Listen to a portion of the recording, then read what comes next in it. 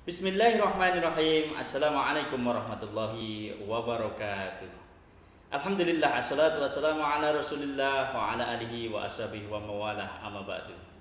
Para sahabat yang dirahmati Allah subhanahu wa ta'ala, apa kabar? Dan semoga semuanya dalam keadaan sehat walafiat, masih menjalankan ibadah puasa Ramadan. Alhamdulillah, kita telah memasuki pekan terakhir di bulan Ramadan yang mulia ini.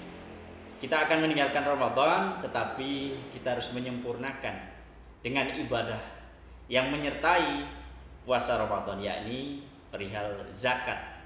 Nah, para sahabat, tentu tidak ada ibadah yang baik tanpa disertai dengan ilmu. Pada kesempatan yang baik kali ini, kita akan bersama-sama belajar perihal zakat, infak, dan sodakoh. Telah hadir bersama kita Ustadz Dr. Haji Edi Purwanto yang akan berbagi bersama kita dan mencerahkan kita tentang zakat, infak, sodakoh itu. Assalamualaikum Ustadz Edi. Waalaikumsalam warahmatullahi wabarakatuh. Bagaimana Pak kabarnya? Alhamdulillah baik. Sehat? Alhamdulillah. Masih puasa ya? Masih puasa. Olahraga yang sudah dikurangi. Olahraga dikurangi, tapi ternyata puasanya tetap bisa lancar. Alhamdulillah.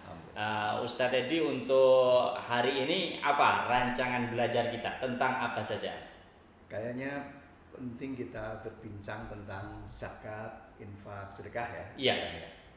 Karena amalan-amalan yang pribadi, personal biasanya sudah banyak dibahas. Yang sosial ini tampaknya yang mungkin masih perlu banyak dikaji. Iya. Tentang zakat, infak, sodakoh, para sahabat juga ingin ya mempertegas pemahaman apa sih bedanya antara zakat, infak, dan sodakoh itu sendiri. Kalau di Al-Quran biasanya yang dipakai rujukan adalah Quran surat At-Taubah. Di sana kata yang dipakai adalah sodakoh. Tapi sesungguhnya kita bisa mengkaji dari beberapa ayat hadis yang lain, maka kita bisa menemukan perbedaan zakat, infak, dan sedekah. Pembedaan itu biasanya yang utama zakat dibedakan dengan infak dan sedekah. Zakat itu dari kata zaka yang artinya mensucikan, membersihkan, bertumbuh, yang diwajibkan kepada yang mampu. Kemudian sedekah, infak, sedekah itu tidak ada persyaratan khusus yang terkait dengan apakah dia harus punya kekayaan yang mencapai nisab. Nah, ini kalau yang zakat mal itu dia harus mencapai nisab. Tapi kalau infak, sedekah ini tidak ada batasannya. Bahkan infak itu, ini kalau kita bedakan dengan sedekah, itu perbedaannya ada perbedaan tipis ya. Kalau infak itu hanya berkaitan dengan harta atau uang, sedang sedekah itu bisa berupa non benda, non materi. Iya. Sedekah. Maksudnya sedekah bukan sedekah harta ya? Bukan sedekah harta, bisa begitu. Sedekah senyuman, bisa sedekah tenaga, itu juga bagian dari sedekah. Infak senyuman bisa? Namanya bukan infak kalau infak itu harus harta atau uang. Tapi sedekah senyuman bisa ya? Sedekah senyuman bisa. Infak harus harta. Harus harta. Para sahabat sekalian, telah jelas ya. Jadi ini ya Ustadz ya, artinya kita tahu bahwa ini sama-sama pemberian ya. Sama-sama kita memberikan sesuatu, tapi ada yang memang kadarnya harus tertentu. Ini zakat berarti ya? Iya betul.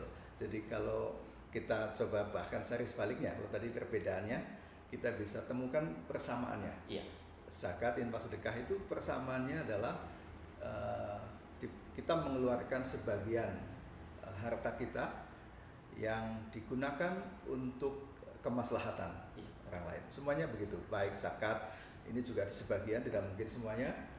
Infak juga sebagian, lalu sedekah juga sebagian. Jadi persis ini seperti yang di surat Al-Imran ayat 134 itu, bahwa kita kalau ingin mendapatkan surga yang seluas langit dan bumi, maka syaratnya bertakwa. Nah, yang bertakwa itu yang kayak apa? Nah, salah satu rambunya petunjuk dari Allah adalah yang menginfakkan hartanya baik pada saat lapang dan sempit. Masya Allah. Pakai kata kunci infak. Lapang bersedekah, sempit juga bersedekah. Sempit juga udah. Gimana para sahabat? Kira-kira bersedekah saat lapang siap ya, tetapi bersedekah saat sempit ini bagaimana Ustadz? Elaborasinya. Gimana sih orang sampai kita diperintahkan bersedekah pada saat sempit? Ya, jadi lapang dan sempit kadang ini juga betul-betul real pada saat mungkin penghasilan tetap tapi pengeluaran itu melebihi dari biasanya, mungkin itu yang kita sebut kondisi sempit. Pada saat itu pun ketika ada situasi yang meminta kita untuk bersedekah, berinfak, ya itulah saatnya kita pada saat sempit itu kita bersedekah. Lapang itu ketika dilalah, ini dari arah tidak disangka-sangka, ada banyak rezeki, itu adalah lapang. Nah biasanya orang pada saat sempit itu agak berpikir, bahkan sesungguhnya bukan pada saat sempit saja, pada sebagian orang yang masih belum terlatih itu juga rasanya sempit terus. Nah itu yang harus diasah. Nampaknya ada unsur psikologinya juga ya. Betul sekali. Jadi memang ibadah itu sangat kental dengan muatan psikologis, emosi misalnya. Ya. Ketika orang merasa bahagia, mudah sekali dia memberi kepada orang lain. Tapi ketika dia lagi sempit kadang dia merasa enggan, tidak kepikiran. Nah, jadi aspek psikologi itu sangat besar. Kalau zakat tadi ada kadar besarnya udah ditentukan, kemudian sodako ini bebas ya. Tetapi pertanyaannya, seberapa besar atau seberapa kecil, bagaimana mengukur sedekah seseorang itu, atau itu perasaan saja atau bagaimana? Ya betul. Ini menarik sekali pertanyaannya Ustaz Rohani. Kita diminta, sangat dianjurkan bersedekah karena Allah SWT itu menjanjikan banyak benefit, banyak hadiah kalau kita bersedekah.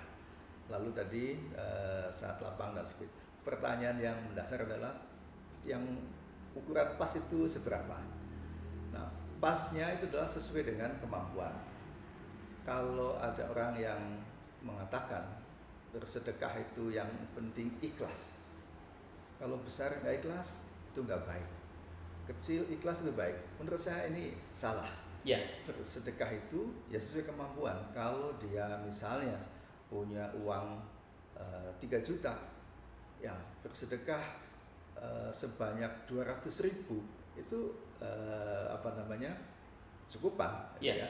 Tetapi kalau dia hanya uang mungkin 1 juta, 200.000 ya itu sudah terlalu besar barangkali, sehingga sesungguhnya kita bisa menakarnya setelah kebutuhan-kebutuhan yang utama terpenuhi, maka kita punya kesempatan untuk membelanjakan untuk sedekah itu.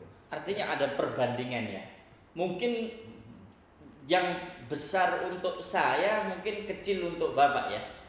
Betul, sesuai dengan kondisi ekonomi yang ada masing-masing orang. Betul.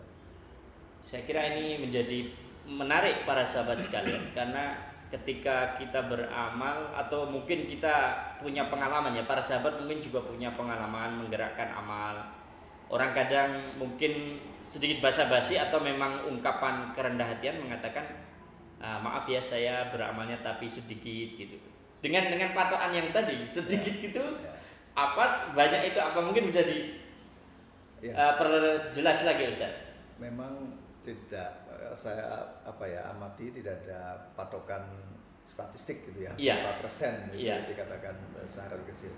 Tapi mungkin ukuran tentang zakat yang 2,5% zakat mal itu bisa menjadi patokan minimal yang dia keluarkan itu ya 2,5% dari keseluruhan penghasilan yang dia punyai. Iya. Nah, jadi kalau masih di bawah itu masih termasuknya sedikit.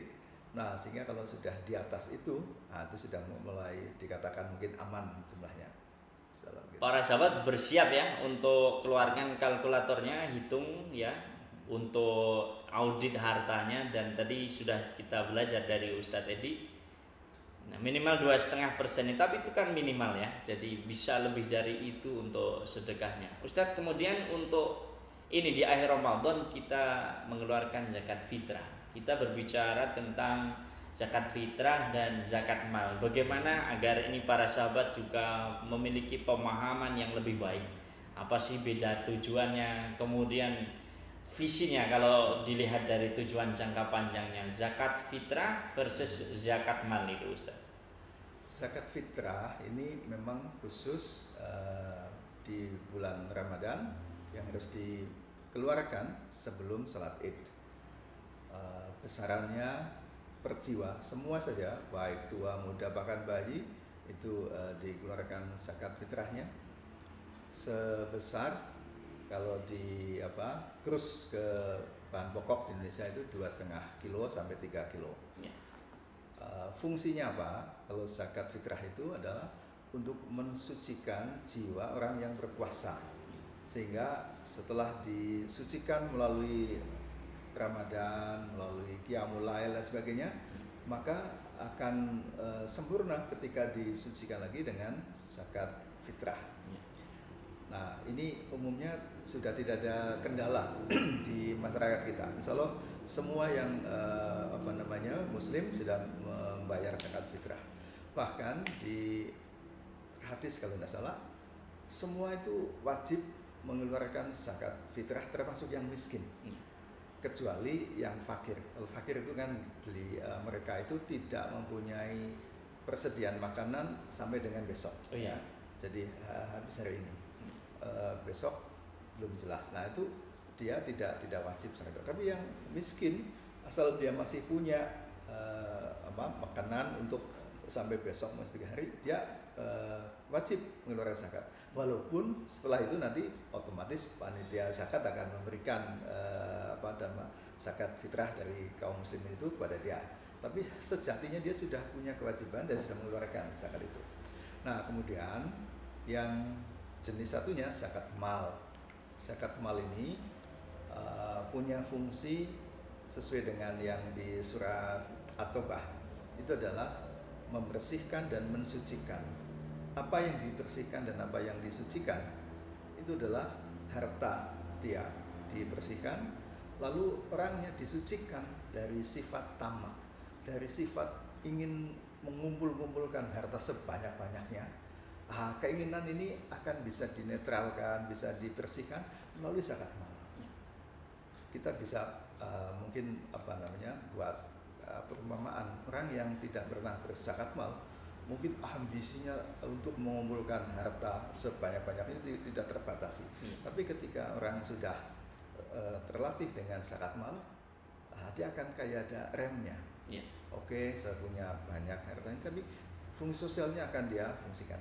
Nah, nilai yang sangat diharapkan dari zakat mal ini adalah 8 asnaf itu yang diharapkan bisa dipenuhi.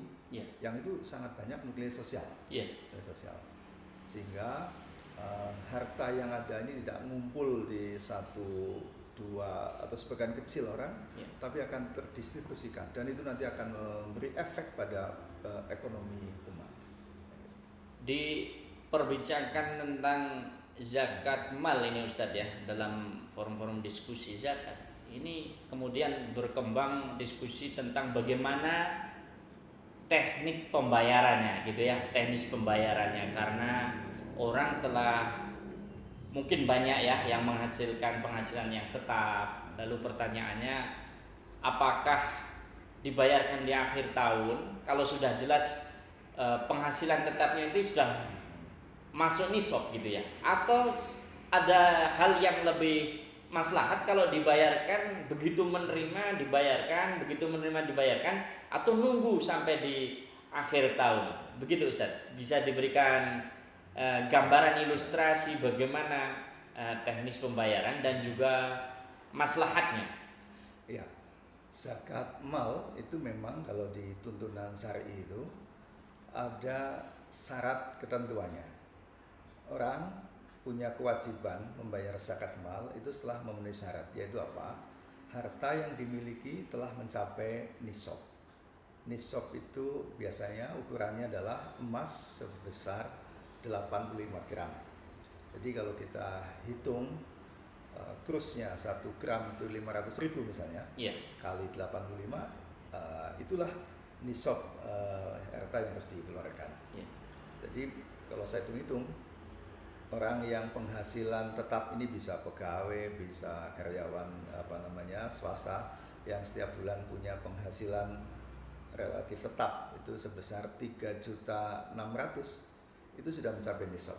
Dia sudah punya kewajiban mengeluarkan zakat mal. Nah, di tuntunan memang zakat mal itu dikeluarkan setelah harta itu terkumpul atau terhimpun selama 1 tahun. Sehingga zakat mal dikeluarkan setahun sekali. Nah, ini saya pakai fatwa dari Dewan Syariah Rumah Amal UNES, Profesor Ahmad Rafiq. Kalau seseorang yang kebanyakan ini mengeluarkan zakat mal, menunggu sampai 1 tahun tersimpan baru dikeluarkan, maka hampir pasti banyak orang yang batal berzakat. Mengapa? Alasannya apa? Sebab sebelum genap 1 tahun di tengah perjalanan, ini kayaknya kok butuh direnovasi nih, lalu nanti ada tambahan dapat rem apa? Oh, ini kayaknya motornya perlu diperbarui. Akhirnya ada saja. Kenapa? Karena pada saat ini kita digempur begitu dahsyat oleh iklim materialisme. Nonton TV itu dalam berapa menit selalu iklan, itu yang membuat kita, sehingga mental kita itu sudah mental yang dipicu materialis. Maka tadi kalau kita nunggu sampai 1 tahun, akhirnya malah batal, nggak mencapai nisab, sudah sampai tahu-tahu dipakai. Maka beliau Prof. Ahmad Rafiq itu memberi solusi, kita berzakat mal modelnya ikut model petani. Bagaimana itu dengan model petani? Ya, model petani itu, kalau petani begitu dia panen, pada saat itu dia keluarkan zakatnya. Taruhlah misalnya petani padi, 4 bulan dia nanam padi, lalu panen, maka pada bulan keempat dia keluarkan zakatnya. Nanti nanam lagi, 4 bulan kemudian panen, dia keluarkan zakatnya. Nah, pegawai negeri, pegawai swasta, karyawan yang penghasilannya tetap, ini panennya adalah 1 bulan sekali. Waktu gajian ya. Waktu gajian. Nah, maka pada saat itu analog dengan petani tadi, dia keluarkan zakatnya. Dia hitung berapa penghasilannya, kemudian dia keluarkan. Nah, pertanyaannya biasanya kita mengeluarkannya berdasarkan penghasilan kotor. Setelah 1 bulan itu dipakai nanti untuk sekolah anak atau apa-apa, atau penghasilan bersih tadi, atau penghasilan kotor. Nah, lagi-lagi saya setuju dengan fatwa dari Dewan Syariah Rumah Amal. Paling aman itu adalah yang kotor itu, sehingga kita betul-betul dibersihkan. Nah, ketika misalnya kita punya gaji 3 juta, kemudian nanti ada tambahan 1 juta, 4 juta. Ya sudah, 4 juta itu dikurangi minimal 2,5%, itu kita simpan. Bulan berikutnya berapa lagi, kita ambil 2,5%, kita simpan.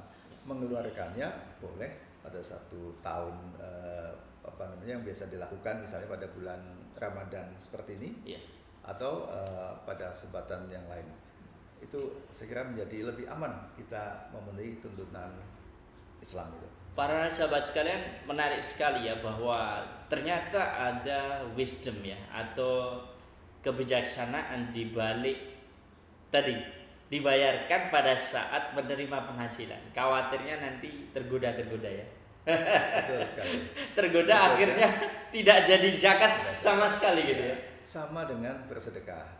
Itu kalau bersedekah nunggu ikhlas, boleh jadi tidak pernah bersedekah, mau sedekah nggak ikhlas jangan lalu saya malah tidak sempat bersedekah. Jadi yang lebih bagus gimana Ustaz? Lebih bagus ini besar ikhlas atau kecil tidak ikhlas? Lebih baik dipaksakan. Jadi seperti Adira itu, dia punya otot yang kuat begitu, dipaksa, dilatih, lakukan. Awalnya mungkin nggak suka, tapi lama-lama sudah terbiasa, jadi suka juga.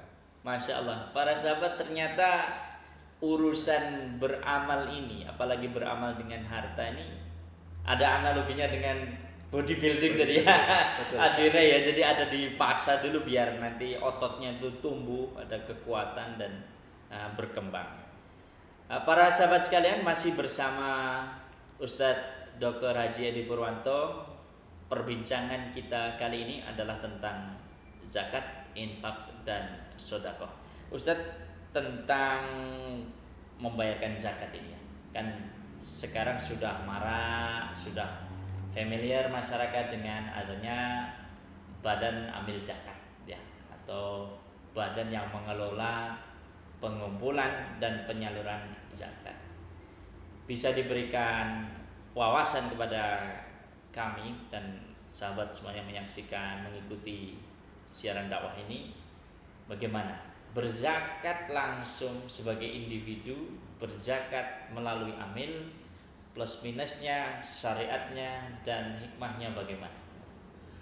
Memang ada dua cara menunaikan zakat itu, bisa perorangan, jadi seorang langsung memberikan dana zakat dia kepada pihak-pihak atau namanya mustahik, orang yang berhak mendapatkan zakat itu. Yang kedua adalah melalui amil. Amil itu bisa lembaga yang besar sampai dengan lembaga yang ada di masjid. Masjid itu ada amil. Berzakat secara perorangan mungkin itu juga ada benefitnya. Yeah. Orang itu tahu persis tetangga kanan kiri atau saudaranya yang membutuhkan sehingga dia bisa berikan. Namun mudaratnya menurut saya jauh lebih besar daripada manfaatnya. Apa mudaratnya itu? Bagi mustahik yang dia mendapatkan langsung zakat itu dari musaki itu, sangat boleh jadi tidak terjaga perasaan harga dirinya dalam batas tertentu ya. Artinya ada rasa gimana gitu ya, yang menerima zakat ya. Iya. Walaupun itu mungkin berbeda tiap orang. Atau yang gimana mungkin yang bayar zakat ya. Nah, lalu yang kedua yang membayar zakat. Ini baik. Kendalanya adalah dia ada kemungkinan ini karena bedanya tipis sekali. Ikhlas dengan ingin dapat pujian, dapat apa. Bahkan mungkin ujub itu juga bisa muncul. Ketika dia menyerahkan langsung, maka dia kadang-kadang ini setan sangat pandai sekali itu ya, menggoda-goda itu. Lalu dia merasa bangga tuh, ini orang-orang yang saya bantu sekarang dia sudah sukses. Coba kalau ada saya. Itu kita nggak tahu, padahal itu menghilangkan amal ya. Nah, itu yang harus dijaga. Oleh sebab itu berzakat yang lebih bagus menurut saya adalah melalui amal, melalui amil, melalui lembaga yang mengelola zakat, infak, sedekah. Nah, melalui lembaga zakat, infak, sedekah itu akan bagus lagi kalau masing-masing lembaga pengelola zakat itu berkoordinasi sehingga mereka bisa membuat peta mana kelompok mustahik yang perlu disantuni, sehingga tidak sampai terjadi dana zakat itu akan ngumpul di satu wilayah, ada wilayah yang lain yang kafiran. Nah, itu hal yang manfaat yang lain kalau ada lembaga itu. Nah, dibandingkan yang perorangan tentu jelas tidak ada lagi peluang untuk bisa mendistribusikan secara merata. Artinya tadi akan baik kalau antar lembaga amil zakat ini ada koordinasi ya. Koordinasi. Terutama kalau itu sudah besar ya. Ya. Kalau saya bandingkan di UNES yang saat ini alhamdulillah sudah besar dibandingkan waktu masih awal. Meskipun begitu, kita masih prioritas menghimpun dari internal UNES, kemudian mendistribusikan untuk warga UNES dan lingkar kampus UNES. Masih belum menjangkau yang lebih luas lagi. Itu dari segi jangkauan kemampuan mendistribusikan. Para sahabat yang dirahmati Allah Ta'ala, ternyata menarik sekali perbincangan tentang zakat, infak, sedekah ini.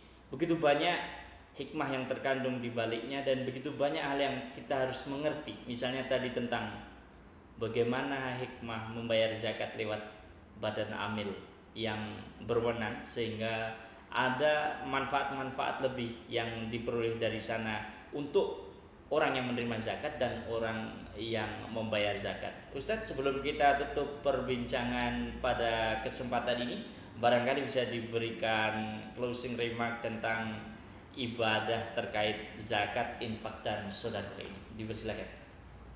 Zakat, infak, sedekah ini ibadah yang tidak kalah pentingnya. Bahkan Al-Quran dalam banyak ayat menegaskan betapa ini sangat penting. Bahkan ada hadis yang memberitahu kita bisa terampuni dosa, bisa terbebas dari bencana, dari apa itu karena sedekah. Zakat dan sedekah ini bagian dari kita menjadi pribadi yang takwa, karena kita di Ramadan itu tujuan utamanya adalah ingin menjadi mutakin. Nah, salah satu indikator dari pribadi mutakin adalah menafkahkan hartanya, sebagian hartanya pada saat lapang dan sempit, antara lain dalam bentuk zakat, infak, sedekah. Nah, zakat dan juga sedekah ini bisa dianalogikan seperti pohon yang kita pangkas rantingnya, maka dia akan tumbuh tunas yang banyak dan akhirnya justru bukan pohon itu mati, maka dia akan tumbuh lebih rindang lagi. Itulah sesungguhnya hal yang sangat utama, dan orang yang berzakat itu akan disucikan hartanya dari rasa tamak, sehingga dia tidak lagi bernafsu. Sehingga kalau sekarang kita bisa lihat orang yang sangat bernafsu untuk menghimpun sebanyak-banyaknya, tidak peduli lingkungannya, zakat ini menjadi solusinya. Insya Allah dengan begitu masyarakat Indonesia khususnya ini akan menjadi lebih sejahtera dalam jalan hidupnya. Masya Allah, para sahabat, jadi kita semoga setelah mengikuti program ini jadi ada tumbuh semangatnya untuk beramal zakat, infak, sedekah ini dengan bekal ilmu yang lebih baik. Dan tentu saja tadi sudah disampaikan oleh Ustadz Edi, tidak ada perlu kekhawatiran ya Ustadz ya, bahwa orang itu menjadi miskin karena berzakat, infak, sedekah ya, karena akan tumbuh lagi. Betul. Dan memang setan itu selalu menakut-nakuti kita untuk tidak berzakat, bersedekah karena takut miskin. Itu dibisikkan oleh setan. Masya Allah. Ayat sudah memotong. Kita berzakat, 1 butir akan dilipatkan menjadi 700 butir. Itu yang janji Allah, dan itu benar adanya. Ustadz, terima kasih sekali. Sebenarnya masih menarik sekali perbincangan ini, tapi karena keterbatasan waktu kita, barangkali di kesempatan mendatang hal yang lebih mendalam bisa kita perbincangkan. Terima kasih atas waktu Ustadz. Para sahabat sekalian, telah sampai di penghujung perbincangan kita ini. Tetap jaga kesehatan, selamat menjalankan ibadah puasa di bulan suci Ramadan ini, dan bersiap untuk melaksanakan zakat, infak, sedekah dengan sebaik-baiknya.